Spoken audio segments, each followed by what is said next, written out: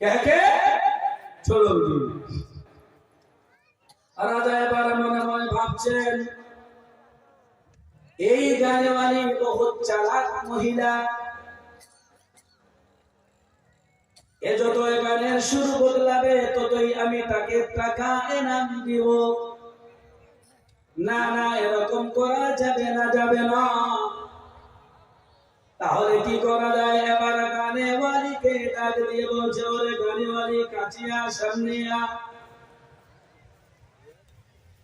এবার রাজা মনে মনে ভাবছে, যদি সারা রাত ধরে গানের সুর বদলাইতে থাকে আর আমি যদি তাকে পকেট থেকে যদি টাকা দিতেই থাকি, আমার পকেটে যা টাকা আছে সব টাকা শেষ হয়ে যাবে। না না, এ কাজ করা যাবে না, যাবে না। না না, এ কাজ করা যাবে না, যাবে না। এবার গানেওয়ালিকে এবার ডাকলো, এবার গানেওয়ালিকে ডেকে এবার বলছেন, এবার রাজা নিজেই গান গাচ্ছেন। রাজা এবার বলছে, ওরে গানেওয়ালি তু क्या कहोगी, तू तो यही ना कहोगी कि मैंने पेशब खाना की रास्ता से एक पान उठा के खाया हूँ, यही ना कहोगी। নিজের কথা নিজে ফাঁস করে দিল। এবার মন্ত্রীরা বলছেন, কি হয়েছে? রাজা বলে, কিচ্ছু হয় নাই। বলে না, এই যে নিজের পান আপনি কোথা থেকে খেয়েছেন বলুন।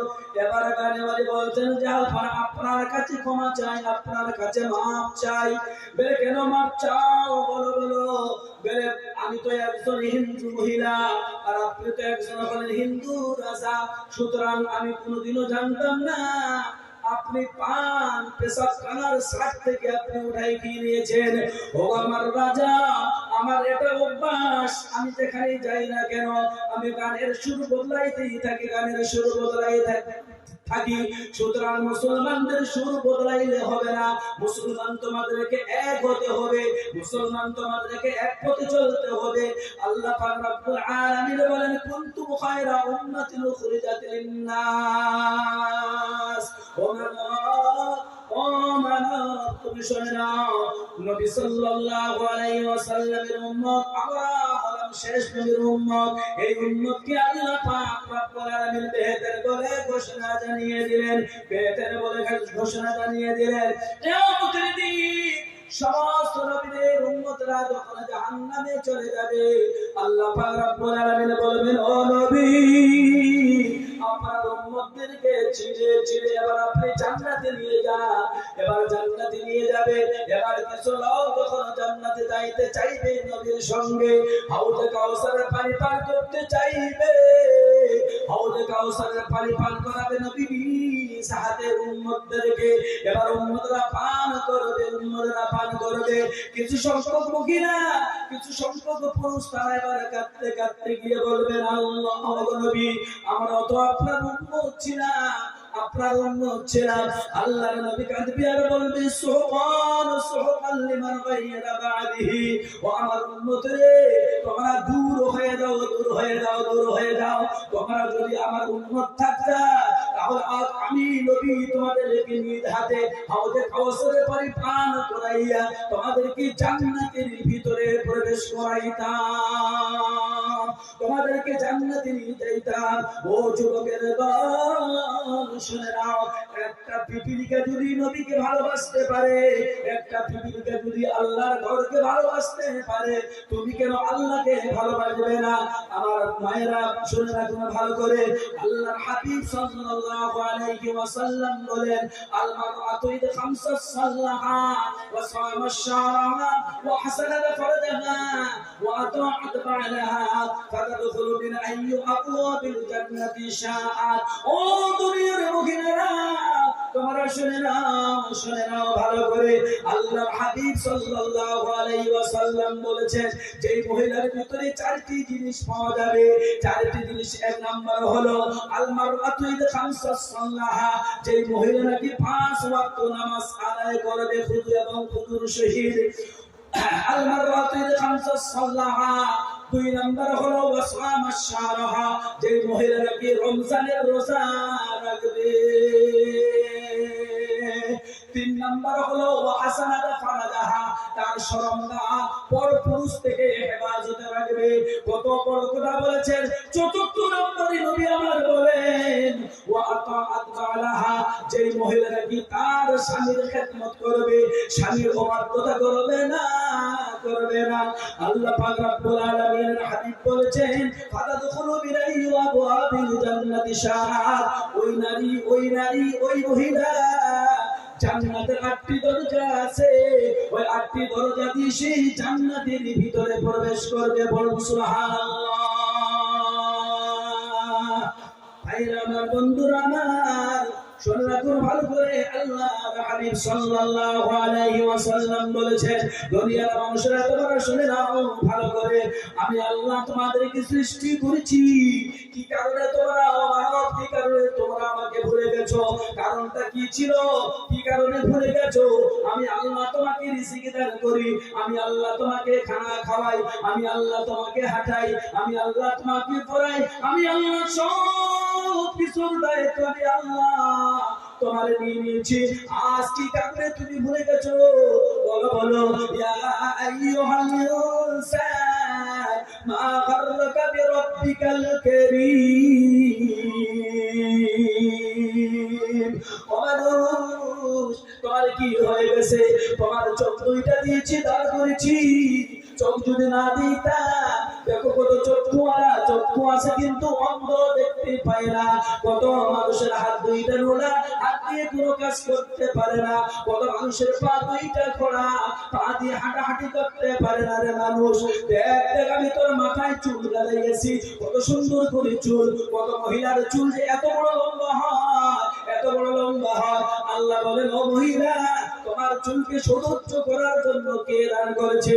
আজ তোমার মুখের কাটিংটা আমি এক করি নাই, কারো নাক চাপটা করেছি, কারো নাকটা আমি লম্বা করেছি, কারো মুখটা লম্বা করেছি, কারো মুখ আমি গোল করেছি, এক করি নাই। কেন তোমরা আমাকে ভুলে গেছো? কি কারণে তোমরা ভুলে গেছো? খবরদার, একদিন তোমাদের জিন্দেগি আছে, ওই জিন্দেগির দিকে তুমি লক্ষ্য করো। ওই জিন্দেগি তোমার হবে, তোমার মৌতের পর জাহান্নাম তোমার আছে, সেটা হলো তোমার কবরে যাওয়ার পর যখন কিয়ামত হয়ে যাবে, যখন হাসর নাসর হয়ে যাবে, হাসর নাসরের পর সারা জীবন তুমি হয় জান্নাতে যাবে, হয় না হলে তুমি জাহান্নামে যাবে।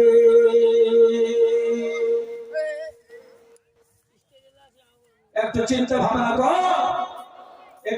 ভাবনা কর, ভাইরা আমার, বন্ধুরা আমার, আল্লাহ পাক রব্বুল আলামিন বলেন এই জাহান্নামের ভয় তোমাদের দিলে থাকার দরকার।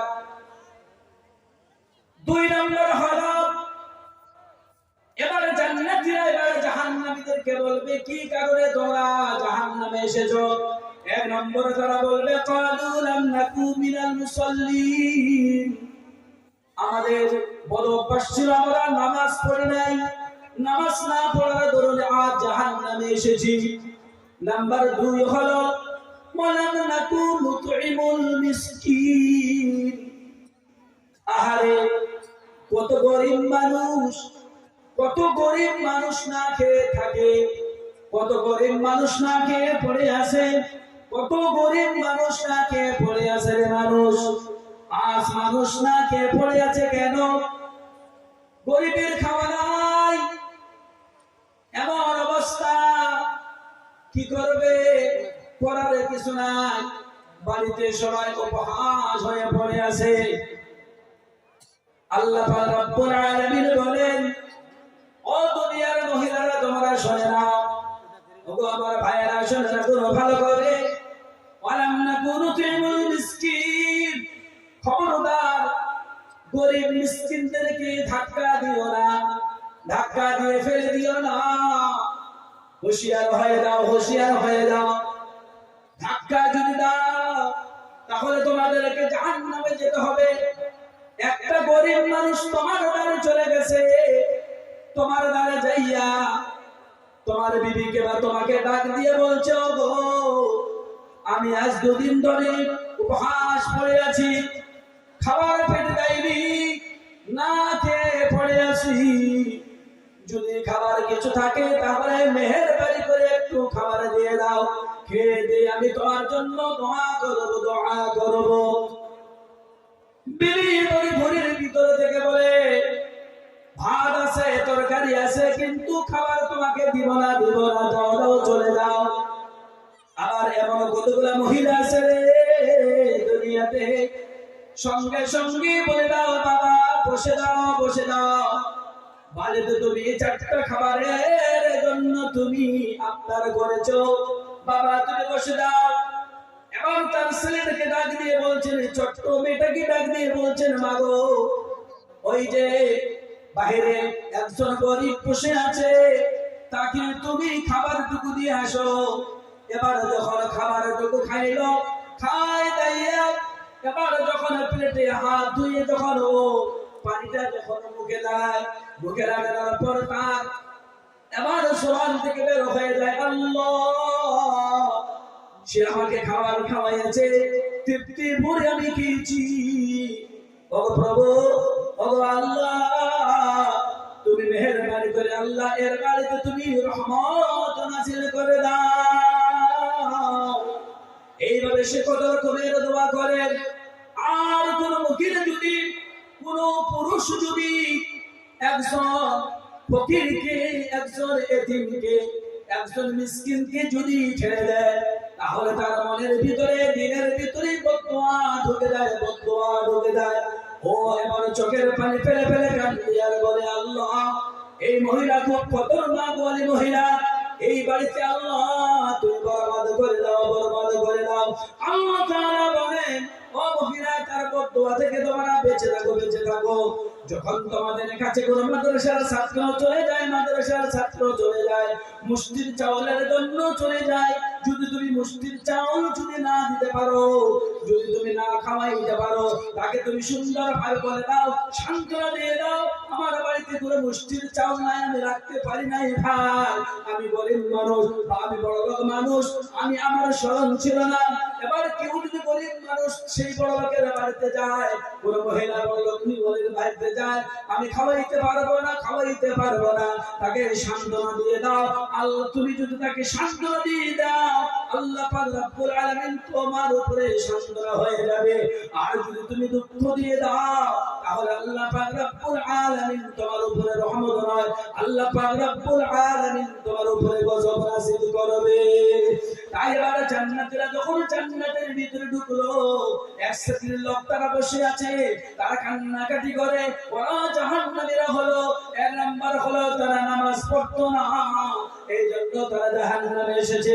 দ্বিতীয় নাম্বারের কাছে যখন চলে গেল, এবার জিজ্ঞাসা করলো, কেন তোমরা জাহান্নামে এসেছো, বলো বলো বলো। বলছে, ওগো আমাদের মতো হতভাগ্য লোক আর দুনিয়াতে কেউ ছিল না রে, কেউ ছিল না। কত গরিব মানুষ আমাদের কাছে গিয়েছিল, ওদেরকে আমরা ধাক্কা মেরেছি। কত মাদ্রাসাওয়ালা গিয়েছে, ওদেরকে আমরা ধাক্কা মেরেছি। মাদ্রাসার জন্য দাম চেয়েছে, ওদেরকে আমরা না বলেছি। অথচ আমার কাছে টাকা ছিল, অথচ আমার কাছে পয়সা ছিল, অথচ আমার কাছে ধন দৌলত ছিল, আমি বিশাল বড় বড় লোক ছিলাম, কিন্তু আজ এই জন্যই, এই কারণে আজ ওদেরকে খানা খাওয়াই নাই, ওদেরকে দান করি নাই, এই জন্য আজ আমরা জাহান্নামের ভিতরে ঢুকিয়েছি, আজ আমরা জাহান্নামের ভিতরে পড়ে আছি।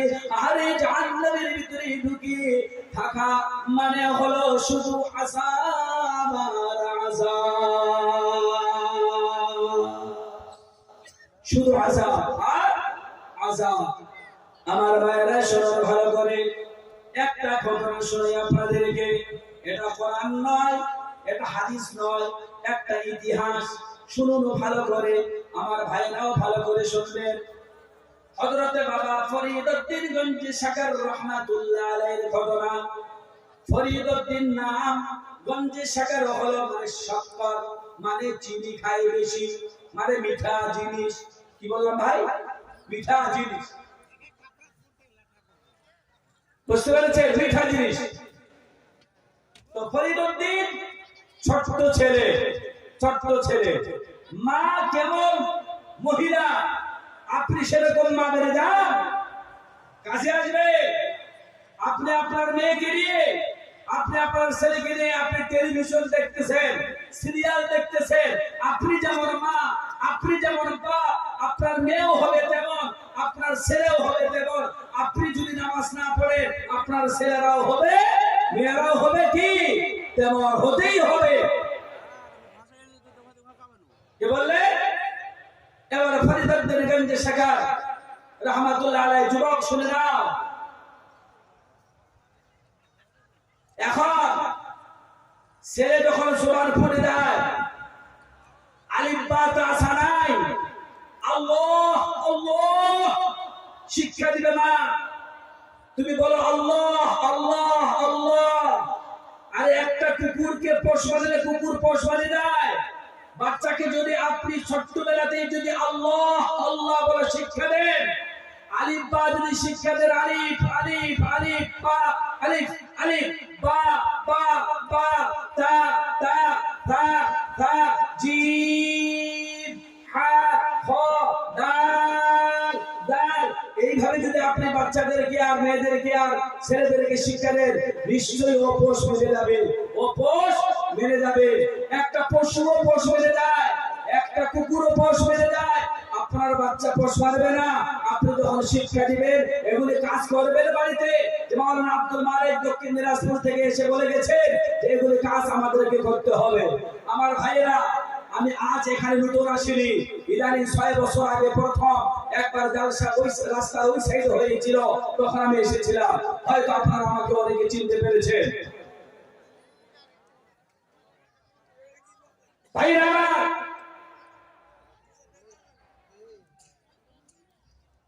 আপনি আপনার ছেলেকে মেয়েকে শিক্ষা দেন। শিক্ষা দিয়ে করণীয় হলো কে? সব থেকে বড় মাস্টারনি হলো মা, সব থেকে বড় মাস্টারনি হলো মা। আইএ বিএ এমএ এগুলো মাস্টার বড় মাস্টার নয়, সব থেকে বড় মাস্টারনি হলো মা। মা যদি সন্তানকে, বাবা যদি সন্তানকে ঠিক মতো চালাতে পারে, সন্তান চলবে, নইলে সন্তান বরবাদ হয়ে যাবে। ফরিদুদ্দিনের মা কেমন ছিলেন, ইতিহাসটা শুনুন ভালো করে, স্মরণ রাখবেন। ফরিদুদ্দিনকে ডাক দিয়ে বলছেন, বাবা ফরিদুদ্দিন, তুমি আমার সঙ্গে নামাজ পড়ো।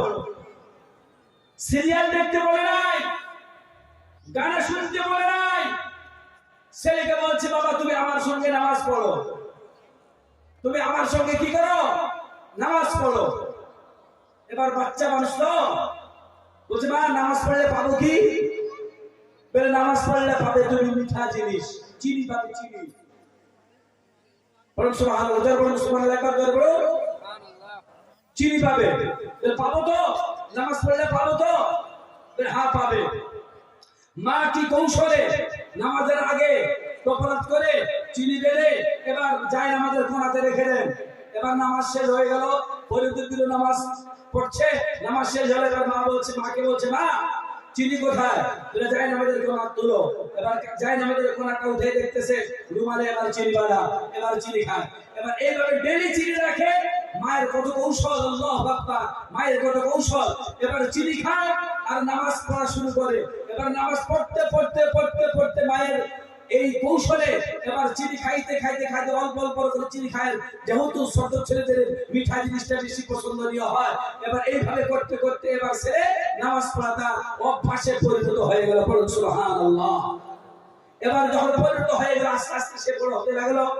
এবার বড় হলে যখন মানুষের একটা সঙ্গপঙ্গ হয়, বন্ধু বান্ধব হয়। এবার দুজন বন্ধু হয়ে গেছে। এবার বন্ধুদেরকে বলছে, বন্ধুরা তোমরা যদি নামাজ পড়ো তাহলে তোমরা চিনি পাবে। আমি ডেলি চিনি পাই, আমি ডেলি চিনি পাই, আমি মিঠা জিনিস পাই।